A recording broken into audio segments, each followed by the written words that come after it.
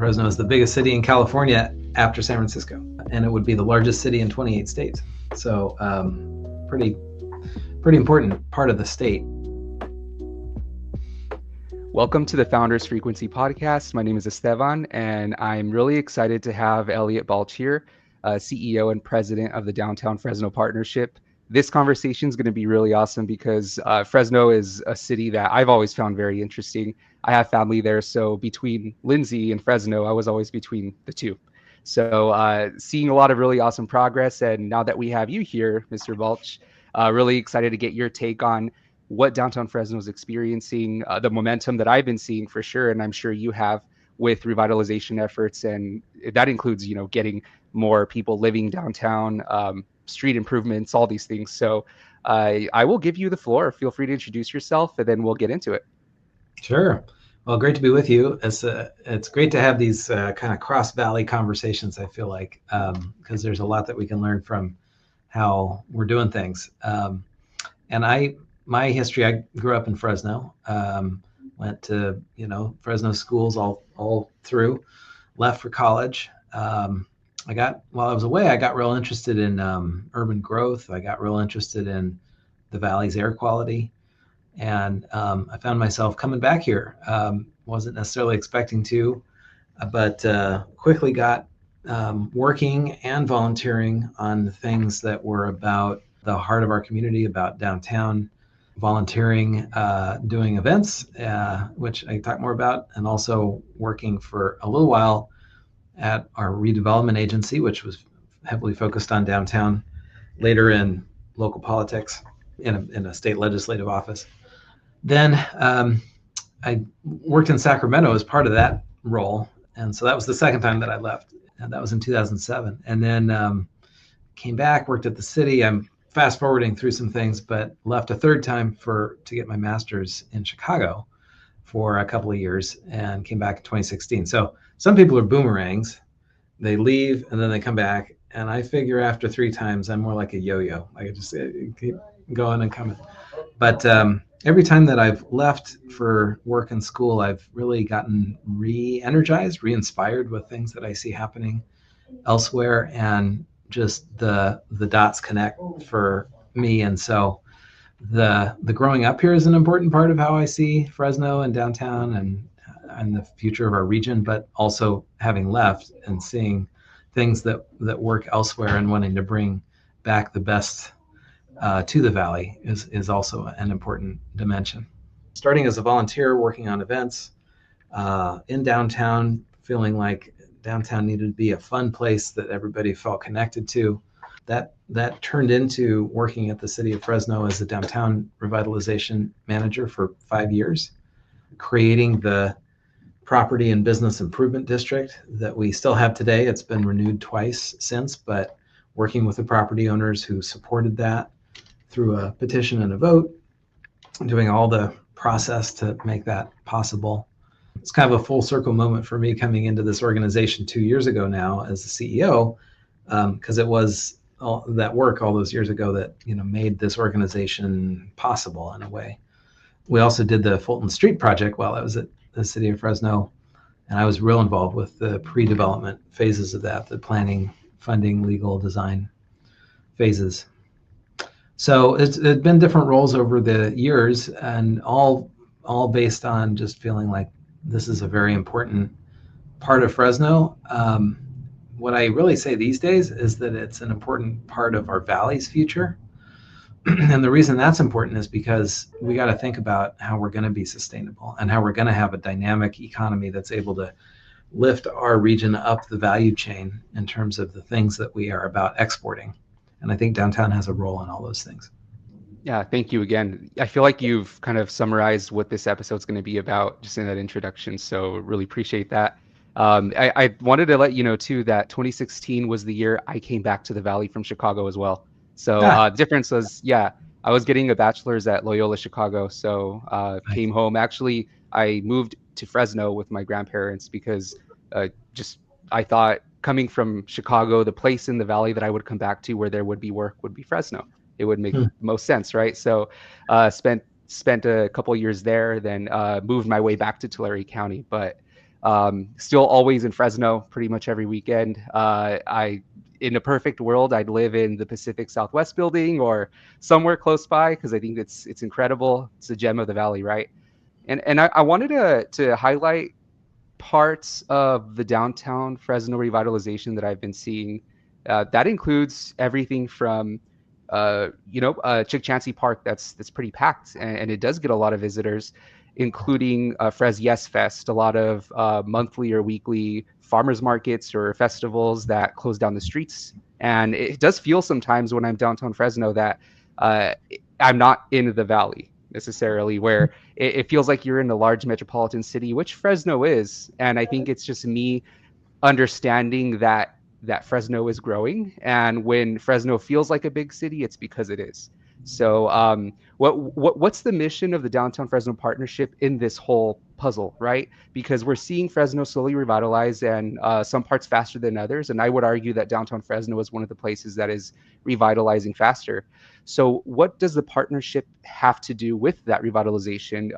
Is it more of an organization that provides guidance, or is it kind of like an organization that deals with policy? If you can kind of expand on that and let us know what you're about. Sure, for sure. Well, and you're right. Fresno is the biggest city in California after San Francisco, and it would be the largest city in 28 states. So, pretty important part of the state. So, our role and what you're talking about, and especially coming from that Lindsay perspective. I mean, this really is the big city for a larger area, even than just Fresno County, Tulare, Madera, Kings, as you're saying. So, with the property assessment district that I mentioned before, that was first created in 2010 and since renewed twice, that's dollars being paid through property taxes by property owners, public and private, that are in the district of what's called the PBID, Property and Business Improvement District. And this is a creature of state law that's quite common around the state, but we're the only one in Fresno County that allows property owners to join forces and tax themselves to provide additional services that they want to see beyond what just is the baseline that's provided otherwise by city, et cetera. When we were going through the formation process, and certainly even today in the minds of property owners and others, business owners, visitors, the things that we do on a day-to-day, week-to-week basis are really important. So we are talking about downtown and marketing. So and then business development. So that can mean current businesses and helping folks level up in how they're doing things, or helping bring in new businesses to spaces that are available. There's a whole bunch that we do that's funded in the clean and safe arena. So we've got ambassadors who are out in the field, both keeping things clean and spotting issues, calling the appropriate agencies when appropriate, when necessary, and greeting people. There's a hospitality element to it as well. And then events. So we have a couple of folks who do events like full-time on our team, and at some points all of us are involved in creating events that bring life to downtown, that bring culture to our community, and hopefully bring commerce as well to small businesses that are reliant on foot traffic. So those are the kinds of things. That's kind of the breakdown of the services that we provide. The other part of the conversation that we had when property owners were voting to support this thing, and that's probably more relevant than ever today, is that we're also an entity, we're a structure that allows for property owners and business owners to collaborate. So there's a whole, what does it take to produce change? You have to have a vision, you have to be able to stick to it, act together in coordination. And that goes beyond the day-to-day, the week-to-week. And so when we were working with property owners to decide to tax ourselves, part of the story was there's some services that we're going to provide that are going to improve the quality of the experience. But the other part was what becomes possible when we have the structure, when we're organized to collaborate in a way that didn't exist before this structure of the organization existed. So it sounds like that organization really came into existence because property owners saw that there was a need, right? There was a need to kind of join forces and provide services in which they would tax themselves to kind of bring revitalization and bring foot traffic and eventually bring more people to live closer to their businesses so that in my estimation, right, so that you could have people in downtown Fresno after business hours so that you can have them spend money and you can have them create a larger functioning economy just in downtown where you don't have to go in your car and go to River Park somewhere or go to somewhere with a big parking lot and spend money there, where you can just kind of focus more on small businesses dedicated to downtown and making it more fun. Would you agree with that? Yeah, that's a really big part. There's a lot to unpack in everything that you just said. So I think one of the things to understand about downtown that's implied in everything that you're saying, but people may not think about it explicitly, is that most neighborhoods are places to live, work, or play. And downtowns set themselves apart as places to live, work, and play. And so that means that, which is a pretty common slogan, right? Live, work, and play. You've heard that. Other downtowns talk about that a lot, and that's not a surprise. But I think for us, where we're at with the development and evolution of downtown Fresno, that's not just a slogan, that's also a strategic framework of the things that we're working on. So just being a little bit more analytical to kind of divide and conquer, or really understand the different elements that you're pointing to. So live, meaning, yes, we do want to have thousands more residents in downtown Fresno. And there's a few reasons to like that. One is, as you mentioned, it brings foot traffic onto the sidewalk. I would also point to just simply the fact that people who are living downtown are more likely to walk and use transit and bike around and not always be using the car for every single trip. So this is those apartments, those places to live are the most sustainable that we can deliver anywhere in the valley. And then, not to even mention also the housing shortage that we have in Fresno, in the valley, wanting to provide affordable housing. And I say affordable meaning your lifestyle is affordable when you're living here, because you do have all those choices. So that's live. Work, often not thought of as a strategy, but we do have a lot of office space, and historically, this is a center for commerce. And so one of the things that's happening in the valley, and that needs to happen even more and more, of course, we know we produce a lot of agricultural products. That's a thing that we export. But how do we build ourselves as a valley up the value chain and start exporting things that are more like knowledge products that drive better quality jobs, higher paying jobs over time? This is a big lift and a big conversation for the valley. But the industries that we're talking about are research driven. They're university oriented. And we're at a place now that we've never been before, which is that we have not only Fresno State, but we also have UC Merced, which just recently was designated the top federal research institution designation, R1, giving it access to a whole bunch of research dollars. So this is the Valley's premier higher education institution, and it is situated in a very small county of Merced, needs access to the job market of Fresno. And so as downtown, we have an opportunity to be the locale for new kinds of industries that are more innovation driven, and also for a major university that's newly in our backyard, in addition to Fresno State, to locate. And then other people are going to want to be near that. So that's kind of, think about that as a work strategy. Now, here's the thing. Along Fulton Street, which is our main street, was a pedestrian mall until 2016 for 52 years. So we have along that corridor more than 350,000 square feet vacant on the ground floor. It's the size of a shopping center.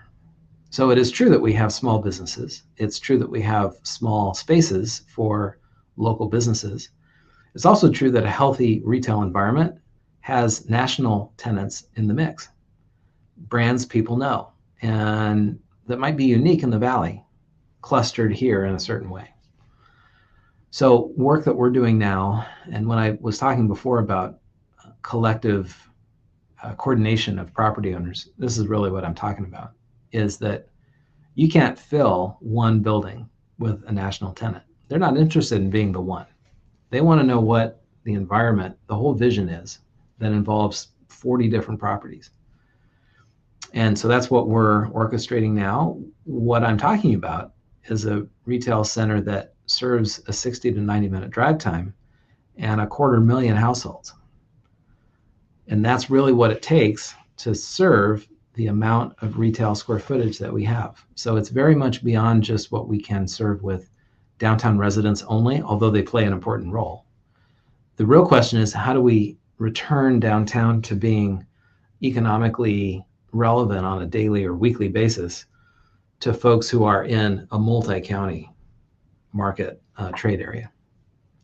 If we do that, not only do we have a highway system that converges on downtown Fresno for the region, we also have a high-speed rail system that is going to initially serve only from Merced to Bakersfield.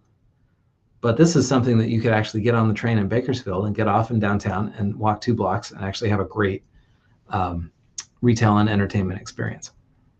I think that's a very important topic, high-speed rail, because it's been in the news for positive and negative reasons. It's so nuanced, and there's so much that goes into the whole planning and process of building out the high-speed rail. Wanted to talk about that. Wanted to talk about what the vision is for downtown Fresno with the high-speed rail station. My understanding is that that station would have an entrance on both the downtown Fresno side and the Chinatown side. And if that's correct, and if that's true, and I'm assuming it is, then I feel that a place like a station district, especially one that abuts both parts of downtown, which is Chinatown and just the traditional Fulton Street, that really could serve as an activator for that district, for that area, so that we can have people living in downtown Fresno and they can work in Merced or Bakersfield, and eventually they could work in LA or San Francisco, but they don't have to leave home. The same way that I felt that I had to leave home whenever I left the Valley to go to school out of state, one of the most densest places that I can think of just to get out of here, right? And then because the Valley has a boomerang effect, I ended up finding myself coming back, wishing for the warm weather and the mountains and all that. And I think those amenities like mountain communities, Yosemite, sequoias, the access to really 2 to 3 hours, maybe 4 hours of traffic away from the major population centers of California with high-speed rail, I think that's just kind of the last puzzle piece so that we can really kind of grow into what we're supposed to be. And I think it's fascinating because downtown Fresno used to have one of the largest electric trolley systems on the West Coast. And that was the intention. The intention was for cities like Fresno, Bakersfield, really the traditional big cities in the Valley to look and be a certain way. And for many reasons, they've deviated from that initial, the initial idea that we could become a mixed use dense urban core, right? And we still are, and I feel like we're kind of coming back to that identity. So now that we have more apartments and lofts being built in downtown Fresno, more people are interested. More people are seeing that you can live an urban life in the Central Valley, and you can live in the 5th and probably the 4th soon biggest city in the state, if demographic changes are going to continue the way they are. I just think it's really fascinating that we have one of America's largest cities in our vicinity. And for those in Fresno who haven't discovered that yet and haven't gone to downtown, what's the message that you have for them? Because there's a slogan very well known in Fresno, but we know it here too, where the idea is don't go south of Shaw. And people can argue that border and that threshold has moved, but I still hear that. South of Shaw. Lindy's very much south of Shaw. We're just kind of by Kings Canyon. Yeah. What's your message? What's your message for people who have this idea that, in my view, is very outdated, where they're missing a lot. They're missing a lot of the culture and the amenities that they don't know that is in downtown. So what's your message to people who just refuse to come out here? Yeah, it's really interesting because as humans, like, we always reset to today being the average. But people who have left or not come downtown for 10 years, describe a very different experience, a very different place. And it's true. There coming downtown feels very different from even just a decade ago, when there wasn't a brewery district yet. Tioga Sequoia had established itself, but just as one place. And now there's, a multitude of things to do. There's a rooftop bar a couple blocks up at Quail State. There's multiple restaurants along the Fulton Mall that never existed before. People, may not have been downtown since Fulton Street reopened, and will have that memory of a very lonely, dark feeling at night. Now there's multiple things going on along that street. There's eyes coming from the street and the sidewalk. And so we've got the $4 million renovation of Mariposa Plaza right in the middle of that district that's about to be completed. Look gorgeous.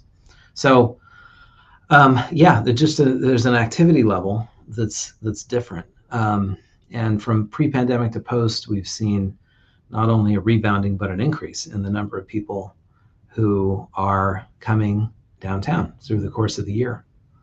So that experience is today, and you can find places that are really, really special. An experience that I've had, and it may just be me, but seeing more tourism, more tourists just naturally. One of the things that's happened to me twice is being in one of the most special places that we've got, one being Quail State, which is this bar that's really groovy, and it's on the rooftop, second floor rooftop of the Pacific Southwest building. And was in there one time a couple years ago with the owner of the building, longtime friend. And in walk these guys, and it's 5 guys that look like straight off the runway from Milan. I mean, they could have been. And so I asked the 6th guy who was with him, like, who are all these guys? Well, they're from Milan. And it's the guys who bought Bussetto Foods, which is a local food processor. And they come every few months, twice a year. And, to do business, they're looking for something unique, special. They look for that downtown. They found it in this place. A few months later, I'm at Bespoke, which is a really cool speakeasy in the brewery district, and a place you'd never expect in Fresno, to your point of doesn't feel like you're in the valley. And it's the next guys over are a bunch of people from Olam, the ag products research company. And it's clearly people who are in town on business being hosted by folks who are from the local area. So there's a really important economic role, and you don't have to be a big business person to enjoy that. You can just find that uniqueness and enjoy it for yourself. And what we're talking about, and you were talking about high-speed rail, and I think that the benefits you're talking about in terms of living, playing, working are not automatic. So I maybe have a little bit of a point of difference of, with high-speed rail, we're going to see all this flourish on its own. I think that the causal arrow points as much in the other direction, which is that how successful we are in continuing to bring unique, high-quality things to do in downtown is going to have a huge impact on people's decision to ride high-speed rail, and the success of the rail system. Because let's be honest, at least for the first few years, it's going to go from Merced to Fresno to Bakersfield. And if you're coming from Bakersfield and you're going to Fulton Street, high-speed rail is a killer option. If you're coming from Bakersfield and you're going to Fresno State, if you're coming from Bakersfield and you're going to Yosemite, it's less of a killer option, because you got to change modes, you got to potentially rent a car, you got to navigate the local bus system. So there's a lot that needs to be done. I would say different levels. One level, our responsibility and passion, is the quality of the experience in downtown Fresno. You don't need anything else to motivate that trip on that high-speed rail, or visit by car on the freeway system between now and then. And then also connectivity of local transit. And you mentioned the old streetcar system. So it's not going to be that exactly, but how do people connect from getting off the train to other points in the metro area? And the ultimate reality is that if we imagine the build out of the statewide system, and you're living in Walnut Creek and your job is in Mountain View, you have a terrible commute. And the fact is, you would be much better off, if you can get away with it, living anywhere in the Fresno area and taking high-speed rail sometimes into the head office. Not just living downtown. You'd be better off living in Sanger and driving on in. So there's nothing automatic about high-speed rail producing housing, producing downtown vitality. It's going to help, but it's going to be the most helpful if we've got a lot of really good stuff going downtown. Hey, that's really insightful.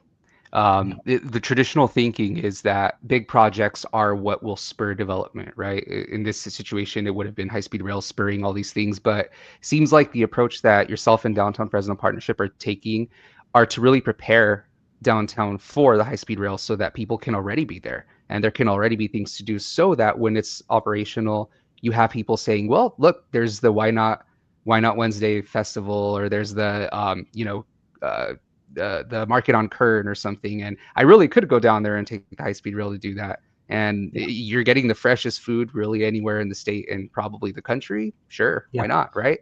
So and don't get me wrong, I'm like the biggest high-speed rail supporter. I think it is gonna, to your words, drive development in our region, physical development, economic development. There's nothing about the history of growth in Fresno that suggests that that's going to be concentrated downtown as a result.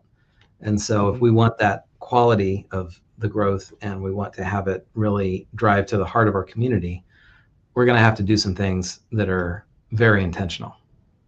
And that's what we're about. Yeah. Okay. Let's zoom out a bit. Let's zoom out and see the whole city of Fresno. Let's include Clovis, because Clovis really is kind of stuck there, a true suburb, right? So what is your vision for the city of Fresno as a whole? Let's say in 2050, where should the city go? What direction should it develop into so that it could be the best benefit for downtown Fresno? Well, you think about how much, and I am not the expert with these numbers right off the top of the head, but the amount of underdevelopment in older neighborhoods, underinvestment, generations of growing away from our oldest neighborhoods have left behind a lot of opportunities. And some of the best, most walkable neighborhoods, best transit connected neighborhoods. And so there is, a generation's worth of growth that downtown can accommodate, that neighborhoods near downtown can accommodate, that would have a lot of positive impact on existing neighborhoods, and also be a really great place to live for new arrivals into those neighborhoods because of all of the amenities, benefits of the existing city. It's not as profitable if you're the developer. Much more profitable is to subdivide new land and essentially push the costs off on the future of the local government and the people to bear those costs. But we can accommodate. The general plan says we can accommodate 75,000 housing units in the core of our city, downtown plus corridors like Blackstone. So that's a lot of growth. Now layer onto that picture the fact that the State Department of Finance, which is in charge of population projections, has told us that Fresno County, and I think it's the same in Tulare County and other parts of the valley, is in for decades, the next 3.5 decades of growth being very much slower than we're used to. And people even older than I mean, we've never known valley growth to be any kind of slow, right? It's always been one of the fastest growing areas in the state, even the country. But now the Department of Finance in 2060 is projecting that LA County will lose 10% of its population from today, and that Fresno County will only be about 1% bigger than it is today. This is an extreme flattening where we might have had 1 or 2% a year. Now we're talking about something like that in 30 years. And so we're not shrinking like a lot of the rest of the state in these projections, but we're not growing the way we were. So it's all the more important that we refocus growth, investment, development within the existing city. Yeah, that makes a lot of sense. I didn't know that statistic. It makes sense now we're talking about it, because seems like prices are going up just across the board. We it's a different episode talking about the reasons why, and uh, why we're experiencing such fluctuations in those, all that stuff. So we won't really touch on that, but I Well, do want to. Yeah, go ahead. the slowing of the population. The Department of Finance came out with this last year, and since in like the last couple of months, I mean, this has really become a MAGA talking point, right? Is the natalist movement and slowing population growth, population decline, um, is now a national issue that the current administration's put on into the public discourse in a certain way, and they're not wrong in the sense that population decline creates a whole new set of challenges for countries, regions. And this is a new way that we're not really thinking yet, but we need to. I agree. You mentioned before that we've never known growth here in the valley to be slow, and that's something that I feel like we're not in for. We're just not ready to either have that conversation or just notice it, right? Because I see construction going on everywhere, and I'm just assuming that we're just like growing exponentially the way we always have been. And sure, we're still growing, but it will look different. And I'm wondering if this kind of slowdown in the rate at which we're growing and where we choose to live, uh, out of necessity, because we genuinely might not be able to afford places like San Francisco or LA, or by choice because of remote work and the fact that your dollar does go a little bit farther here in the Central Valley, right? It makes me wonder what places like downtown Visalia, downtown Fresno, downtown Bakersfield, even downtown Lindsay are going to look like. Here in my hometown in Lindsay, the city council has been extremely open, especially the last city council and this current one. For some reason, they've been incredibly open at rezoning and really looking at the reasons why our downtown has essentially failed. And it was because even the smaller scale, our neighborhoods are spreading out. And it really discourages people from coming and supporting these businesses in the downtown core. And they're in their single family neighborhoods, beautiful, granted. But they go in from their house to their car, then they think, well, I'm not going downtown because I don't want to get out of my car. So they go to a drive-through, and that money goes out to a corporation, or they go somewhere else like Porterville or Visalia, and they receive the sales tax, and we don't, right? So if we kind of shift our focus and realize that we could kind of go back to our roots and go downtown, and we can live there. And there was just a vacant lot downtown that was sold to a developer, conditionally, but it seems like it's going through, where it would be a mixed use development with a grocery store on the bottom floor and 2 floors of affordable and I think market rate housing too, which is pretty impressive for a small city of 15,000 people. And I think that development also includes like a parking structure with possible ground floor retail as well, and I think that's pretty awesome.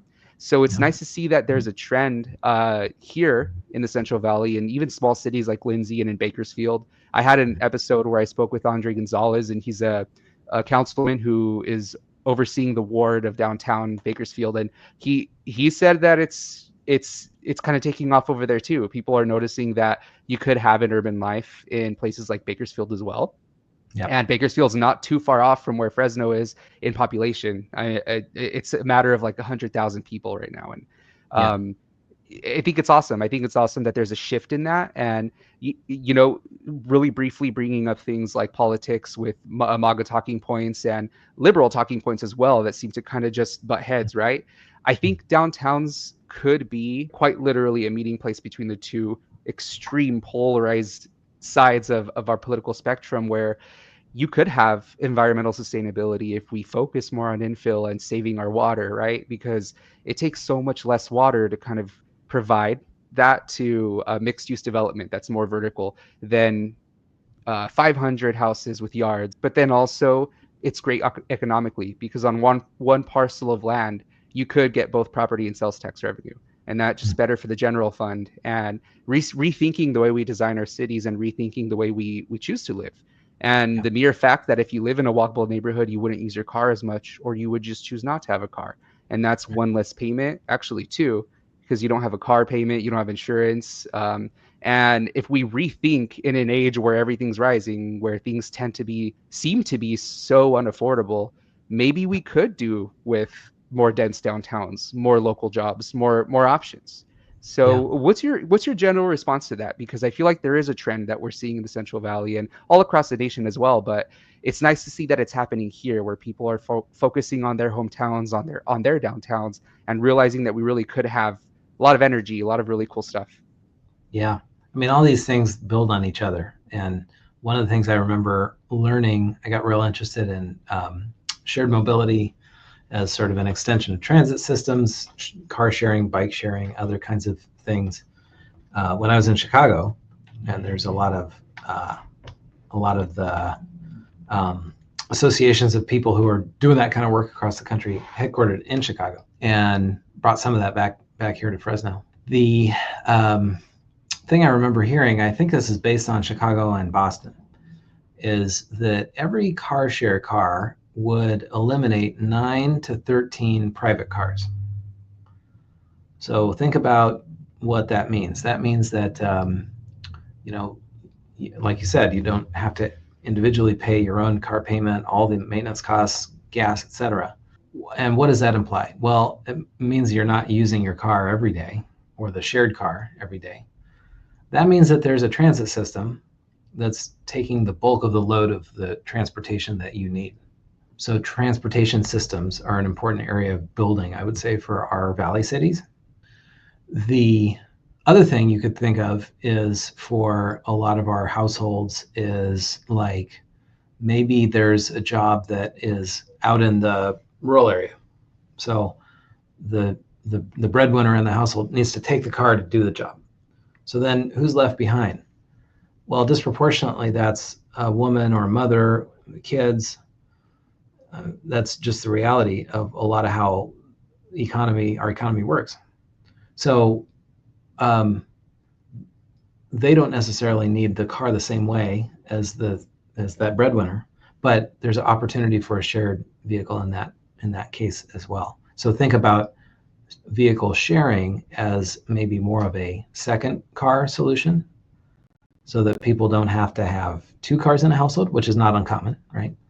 But it all rests on density, both because the transit system has to do some of the lifting, and because people have to be able to walk to the car.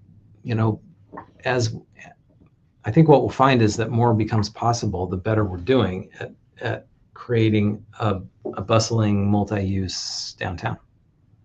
I don't want to butcher this because I've just read it briefly. I kind of skimmed it. I think the Fresno or Central Valley Fuego, they had chosen a stadium site. And I believe that's that's a little bit up north where the Blackbeards was. Yes.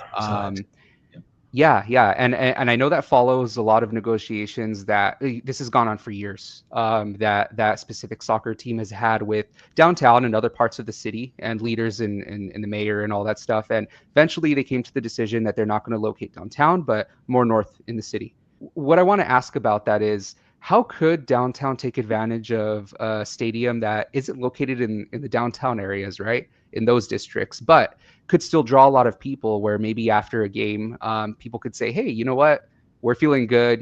Central Valley Fuego won. So what I'm going to do is I'm going to go downtown and I'm going to get a couple of drinks, maybe go to the club. Because in my vision of Fresno in 10, 20 years, there will be very, very many rooftop bars and clubs, and I think it'd be very cool. But that's kind of what I envision. So how would that happen? If it was a perfect world and you had unlimited resources, how could we take advantage of either stadiums or entertainment districts or places in other parts of the city, and remind them that after they're done there, they can come back to downtown and they can come, explore and spend their money, but mostly just understand that this is a place where you come for entertainment. Yeah, well, that's back to our vision for how we build out retail and entertainment to fill 350,000 plus square feet of vacant ground floor space along the Fulton corridor. So clearly, with that amount of space, that's, and folks in the South Valley can appreciate, that's basically the size of the outlets at Tejon, which is a fairly recent development, right? 365,000 square feet. So we're talking about the size of a shopping center. And we've come along and are working with property owners to organize the availability of space like that for not just local tenants, and we have local tenants in smaller spaces by and large, but larger spaces that have been vacant in many cases for decades. And those of us who've been around a while just start to take it for granted that these spaces are vacant.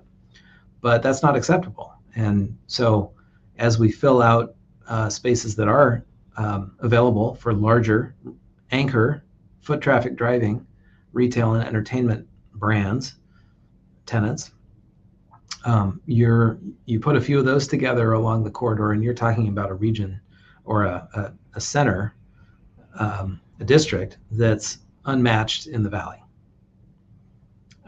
or at least is unique. And so that's not just true on soccer game days, that's true every day of the year. And I think naturally what you find is there's a market throughout the valley, 250,000 households, that is attracted to that wants to build that into their lives, and plus tourism. And we've certainly seen more tourists on the ground in downtown. People walk by speaking French, family speaking Italian, Brazilian mother and daughter come into our office looking for directions. So we've got folks coming through this area that naturally think to look downtown first to find exactly what we're talking about. Show me the best that you got in this community. Even us as Fresnans or people for many of our valley communities, when we travel, if you go to Latin America, if you go to Europe, if you go anywhere in the Eastern US, you're gonna go downtown first because you expect to find those special things in the community, that find stuff to do. And people arrive in Fresno with that same expectation. So it's really just a matter of meeting the market. So Blackstone, it does start downtown, depending on what your perspective is, because some people would say it starts in River Park, right? But it's the spine. It's the north-south spine of Fresno, and you can see it on Google Maps. It's just literally straight shot right from the river to downtown Fresno. So I wanted to bring this up because one of my friends, last time I was there, she was saying, "Oh, look at all these construction projects on Blackstone. It looks cool. It looks nice, and it looks like you can actually walk down Blackstone, and you're starting to see more people living there and taking the bus and understanding there's a bus rapid transit there." And her last words were, "I really wish they did this, but in downtown." And I thought about that a little bit. I didn't really say anything. She's very much aware that there are construction projects downtown, and there are a lot of new lofts and apartments. I think they just finished some up on Van Ness. Mm-hmm. And I wanted to tell her all this, but I let it sink in a little bit. And then I realized that it's not a bad thing that we're seeing a lot of construction on what we perceive as construction on Blackstone first, rather than kind of everything focusing in on downtown. Because if you get people who lived on Blackstone, then they can take that bus, rapid transit, and they can go up north to River Park and spend their money there, or come downtown, and they wouldn't necessarily need their car. And this isn't meant to be an episode hating on cars or hating on a specific type of development pattern, right? But the reality is that Fresno's in a specific situation right now and growth phase where people actually have that option. They can live on Blackstone or along Manchester Mall area, right? And they can take the bus, and they really can get across the city, literally north or south. And if I had that option a little bit ago, I would have taken it. I would have loved to be able to live there on Blackstone and go to Gazebo Gardens, and then come back and then go up north to River Park, and then go spend my night in downtown, right? So I think it's good. I think it's good that we're seeing more mixed use and more density in places where you need to go through those corridors to get to downtown, because it all kind of feeds into each other. So it may seem that there is slower progress in some areas, but it's just because there's advanced planning. There's a lot of ideas that need to be spoken through and collaboratively created with the residents who live in those places. And I feel like that's something that people forget a lot, something that I forget a lot, because we all get frustrated at times thinking like, oh, I want to have fun, but I have to go all the way to LA for that, and I have to like drive over the Grapevine, or I have to like get a hotel in Hayward or San Francisco or something. And that narrative's changing a little bit, but I think the more that we're able to live in different places and understand that we can get around pretty easily, then that really will be the marker when we know that we're going to just see exponential growth. So how far do you think we are from really seeing daily construction? How far off do you think we are from being in Austin, Texas's phase of growth? Fresno's large. It's already, what, 550,000 people-ish, just within city limits, and it's growing still. So how far are we from that? Do you think it's anywhere from a decade to 50 years? Just kind of a large question, but I'll let you take the floor. Well, sure. I mean, different ways to answer. Downtown has a 25-year head start on Blackstone with about 700 housing units that have been developed. Not nearly enough, but we have had development that has changed the character of the Mural District, for example. We've seen the Brewery District go from long, fallow, light industrial properties to now this buzzing block of really cool, unique things to do. Blackstone doesn't have those things yet, but it's great that things are being built along Blackstone. I would tell you the key thing to keep in mind with transit like the bus or a train is that fundamentally it's an extension of the pedestrian experience. So, and that is unlike car travel and parking and all that. So you'll take the bus if there's a bus that goes there, and also if you can get off and be a pedestrian, right? So the quality of our urban spaces as walkable is really a deciding factor for people's decision to use transit. Back to what I was saying before about high-speed rail and the quality of the walkable urban place that's there to greet you being a really big factor in your decision to take transit as opposed to other choices to get there. Same is true with local transit. If you're taking the bus, because there's a bus that stops right here and it takes me to like River Park, but then I get there and I can't really walk around that area, it's not walkable, I'm much more likely to choose my car as a way to get there so that I can navigate the place that I'm going to. So that's why I say it's valuable that Blackstone continues to urbanize, because it's going to shape people's decisions about transit. And when people do use transit to get downtown, that's better for downtown, because then they are stopping once and they're walking around, and there's not a car that's taking up space. As we add vibrancy and densify, there's going to be more scarcity of parking spaces. We want to encourage people to use other modes. What are some of the most interesting projects that are going on in downtown Fresno right now? Yeah, and I was going to also kind of mention, like, we've had a development pipeline, as I say, 25 years, not nearly enough, but we've had hundreds of housing units that have been developed, as well as other, commercial.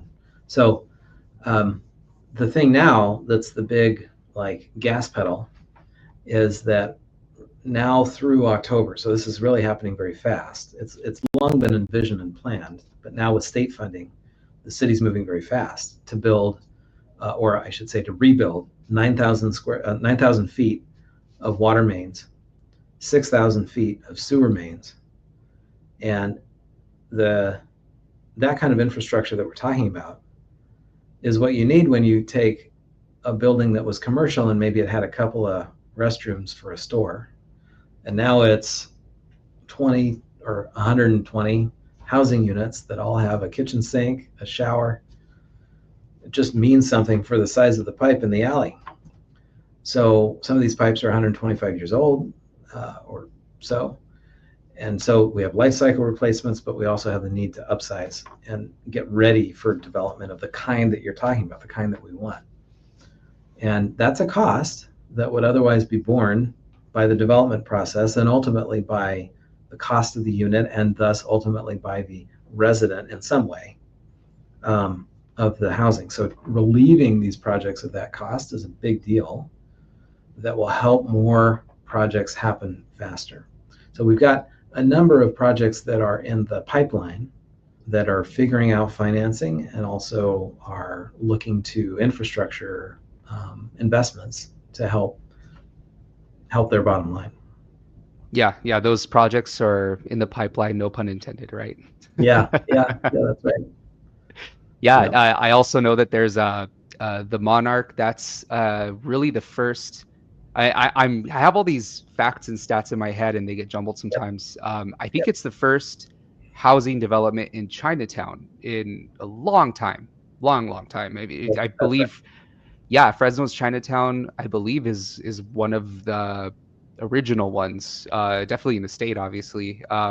And it's such an interesting place because you have exceptional architecture. You have really awesome places there, really good bones. And Yep, it's nice to see that you have those living areas where people can actually experience that and go to those really awesome food places like Chef Paul's, right? And understand that you can literally go downstairs, walk there, come back up, and watch some Netflix or something. And it's nice because you have that option. So I'm really excited about how Chinatown is going to kind of be elevated with high-speed rail, but also as downtown grows, Chinatown will grow as well with it because people are going to know, hey, I can have an amazing skyline right across the way, right? And then I can literally go through the high-speed rail, experience that, and that station itself is kind of like a welcoming to both Chinatown and downtown. So that's going to be very exciting, and I know that a lot of people across the state are going to start realizing that we have a lot of opportunity and potential here in Fresno and the Valley. So I feel like I'm most excited for the Fresno high speed rail station. Just I'm excited about Bakersfield's and the Kings Tulare one, but Fresno's just seems like it's something, and we've talked about this. It's not going to be the catalyst itself that's going to cause change, but it's going to be coming along with the change that's already happening in downtown Fresno. So what's one message that you could give to the state of California, people in other cities and other counties, other regions, right? What do you want them to know about downtown Fresno? Oh gosh. Well, gosh, what would I say? I mean, experience our community. We have so much resilience in our community, and a lot of hard scrabble, ability to overcome adversity that's for sure underappreciated, right? So the first question is, why visit?